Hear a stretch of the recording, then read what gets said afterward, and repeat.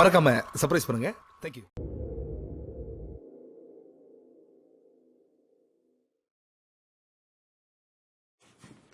So in the introduction to the exchange Kann, I showed you the options that I will be presenting, and we're going to first start with the kingside fianchetto solution. Now this is the starting position of the exchange Kann, where we play knight c6, and white almost always replies c3. Now a move like knight f3 is almost never played, because this allows black to solve the issue of developing this bishop on c8 quite easily with bishop g4, and then black will follow with, for example, after c3, the move e6, bishop comes to d6, and knight comes to f6, maybe sometimes even e7, and black has a really comfortable position where probably the correct plan would be to start a kingside minority attack. We will actually examine these types of positions in the next chapter, where I talk about queen c7, and basically this is a much more pleasant and a better version for white of those structures. So knight f3 is almost never played. In fact, so just c3 is the universal option.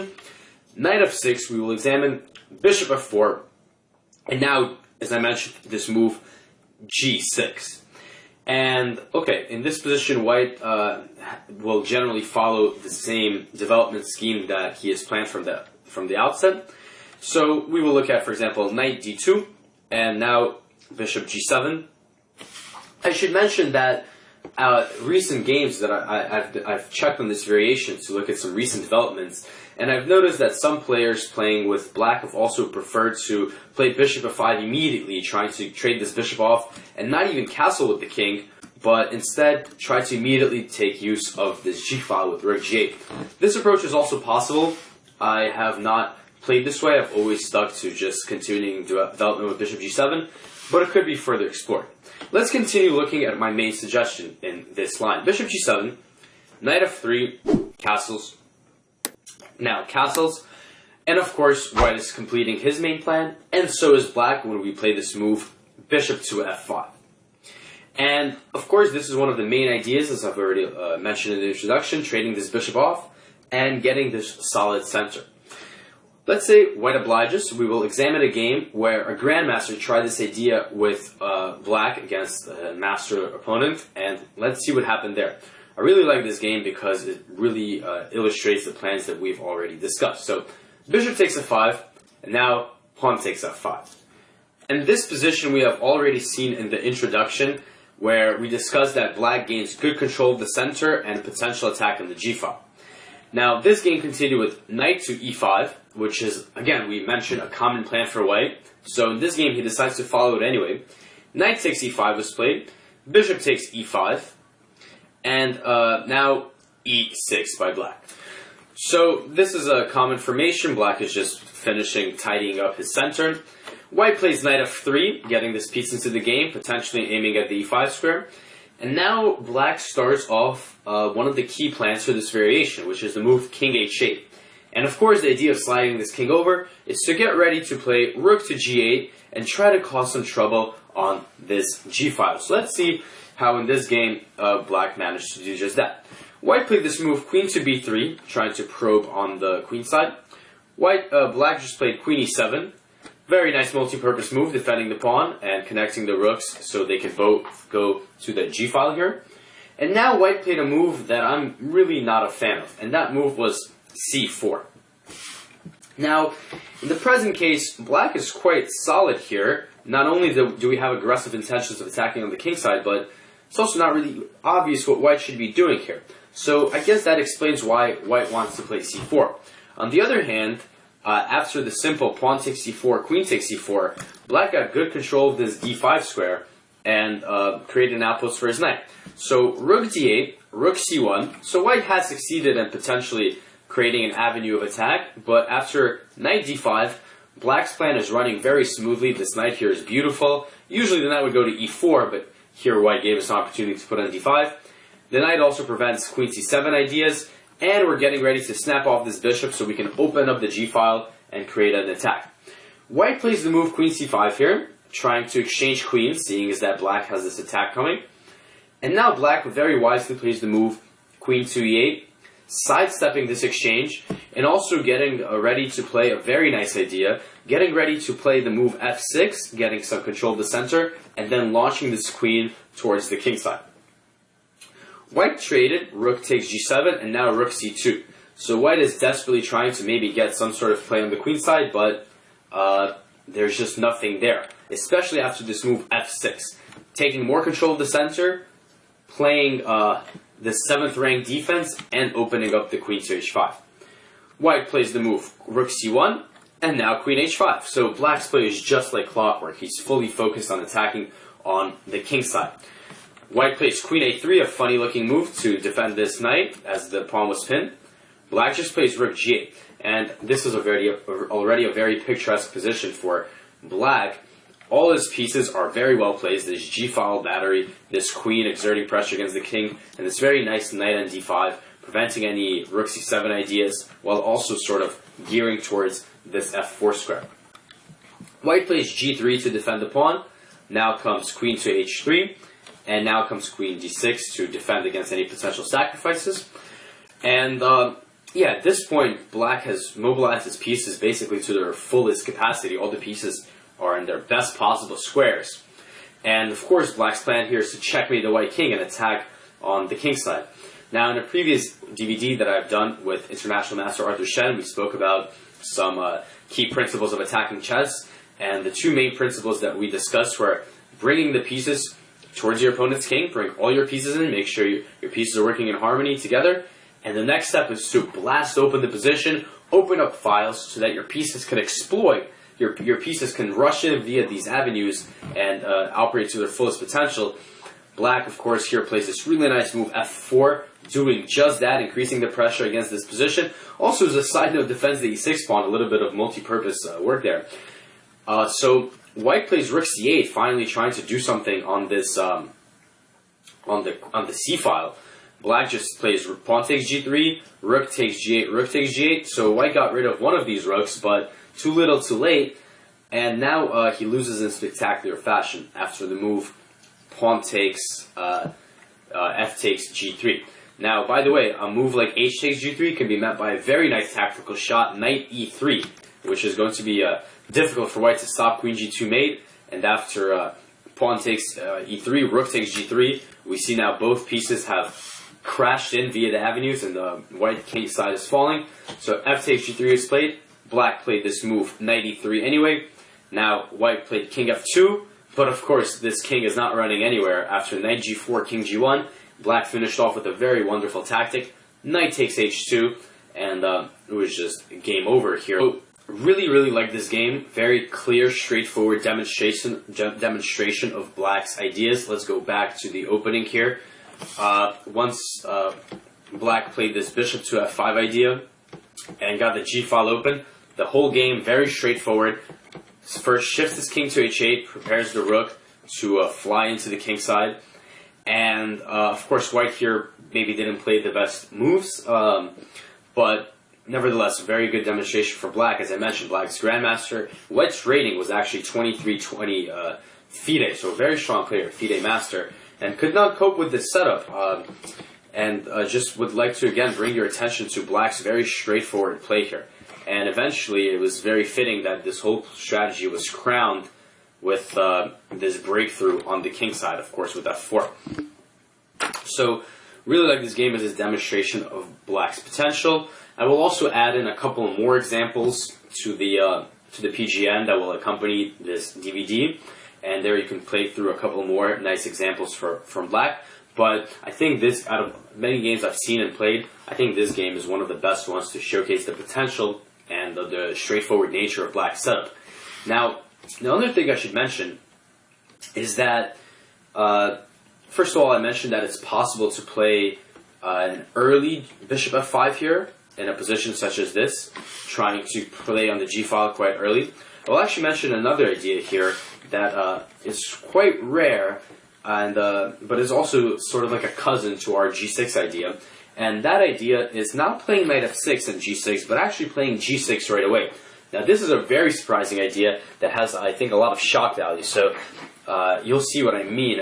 This could be something worth trying out. I'm perfectly satisfied with the other lines I've shown, but this is such a quirky idea that I couldn't couldn't help myself but to bring your attention to it. Let's say black is continuing his normal setup with, say, like bishop f4. And the idea here, actually, bishop g7, knight f3, I want to delay the development of the bishop to f5, the bishop to f5 and the knight to f6 in favor of playing this quirky move, knight h6. So a very strange looking move, but the idea here is twofold. First of all, black may want to play bishop f5 and support this bishop with the knight, and even quirkier idea in some positions, black may play the moves f6, knight f7, and then e5. So very unusual sort of configuration here, and just want to bring your attention to it.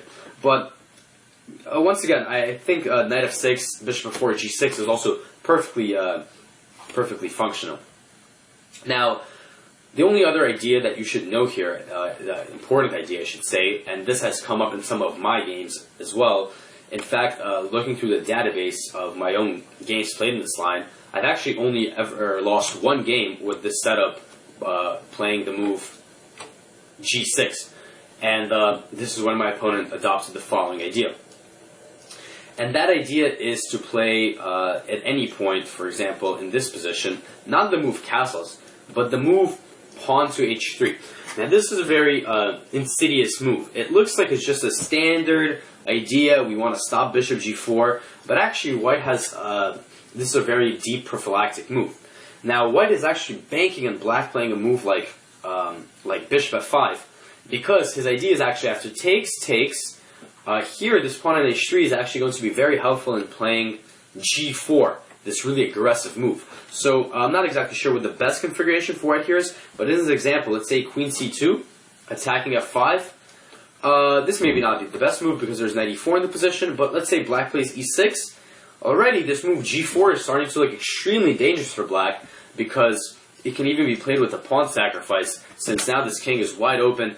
This king can run away to the queen side, and the rooks will quickly join in the assault. And yeah, this move h3, again, is a little bit deep. Now, it could also happen that our opponents may play this move by accident. Just play this move as part of their regular setup. So, yeah, it's kind of unusual. You know, your opponent may play this, and it actually has a deep idea behind this, but they might not be aware. So, you could gamble with bishop f5, but I wouldn't feel right advising you to play a line which is not that good. Instead, I want to bring your attention to another idea that I've used successfully in my own games, and I believe that this idea is quite strong, and it's unusual enough to deserve a mention. And that idea is this move knight h5, targeting this bishop on f4. Now, white is at a crossroads. The most logical move in this position is bishop h2, keeping the bishop on this nice diagonal, and that's why white may have played h3 as well, so just to tug this bishop away. The move bishop e3 doesn't make as much sense. There's two ideas for black here. A very simple idea is to play queen d6, trying to get this knight to f4. Or another idea that may be possible is to play this aggressive move f5, gearing up to play f4 and trapping this bishop. And now white has to be careful because suddenly black is playing very aggressively, very actively, and it's very possible that after a move like knight b3, white may be able to play a move like f4, bishop d2, and now e5. So black is better developed here, all his pieces out, his king is castled, so he can decide to just push all his pawns in the center, blow it open, and make white's king position unsafe. So instead here, as I mentioned, white should really prefer going bishop to h2. And now the idea is, I want to get this knight, I don't want to have this knight just stuck on h5. In fact, I'm going to play bishop h6 here. So this bishop on g7, actually, and oftentimes is not so well placed because it's really running into these three pawns here.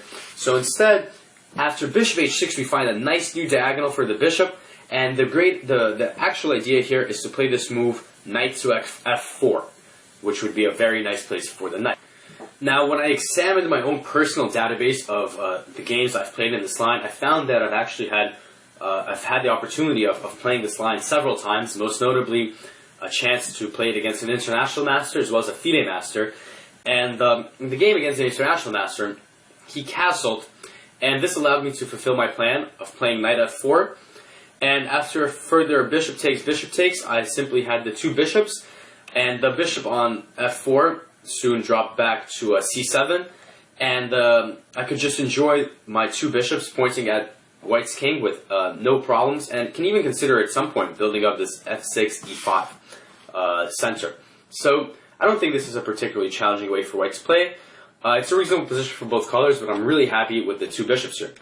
Instead, my game against the FIDE master proceeded in a slightly different manner. He tried to, in a way, exploit, perhaps, or play more aggressively here, and played this move knight e5 going forward. But it sorely backfired because after knight f4, yet again getting this knight to this very active position, he decided he had nothing better than to take, and after bishop takes f4, this knight e5 proved completely unstable. After a further queen e2, queen c7, knight e2, no, knight f3 rather, I played f6, and as I mentioned in the previous in a position similar to this one, the plan once I get the two bishops can be very simply to push through with e5, and after knight g4, e5, I had a beautiful position, two bishops, the center is getting blown apart, e4 is a threat, and he was in big trouble. So to sum up this section here, after e4, c6, d4, d5, bishop d3, we looked at several different setups involving this kingside fianchetto.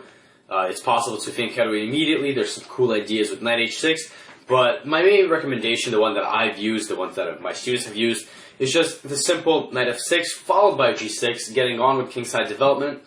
And all you have to keep in mind is, of course, once everything gets nice and tidy and castled, this key idea, bishop f5, with the goal of playing for central control and for attacking on this g-file. We looked at a very nice illustrative game where black crashed through on this g-file, and of course I will attach a couple more examples in the PGNs, including an example of my own game when I first started playing this variation, that I basically used the same exact ideas with the same exact results. So yeah, all you have to really know is this plan of bishop f5 takes. Play over the PGNs, play over the game I attached in this video, and you will have this really powerful weapon. The only other wrinkle that we examined is, of course, in this position, if white plays h3, this is sort of a sneaky move that maybe your opponent's very well prepared, or maybe he places by accident. Regardless, this is an anti-bishop f5 weapon, since they will be able to play g4 and actually attack our king. So just remember the idea of knight h5, followed by this really nice bishop h6 idea. This is an idea that can actually work in some other positions in this opening, or maybe some other positions in general. I say that because I actually had the opportunity to use this plan in a completely different looking position, but I remembered it from the opening. And the main plan here is simply to go knight to f4, get this knight to a really nice spot. So we sort of have to change our plans here, but this gives us a really nice playable position. In most cases, we'll have the two bishop advantage. So yeah, in the next chapter, I'm going to be looking at queen c7, as I alluded to in the introduction. But here you have this really nice solid weapon, a little unconventional for players of for proponents of the exchange Caro, and it's a good weapon that I hope you can use to produce many g-file checkmating attacks.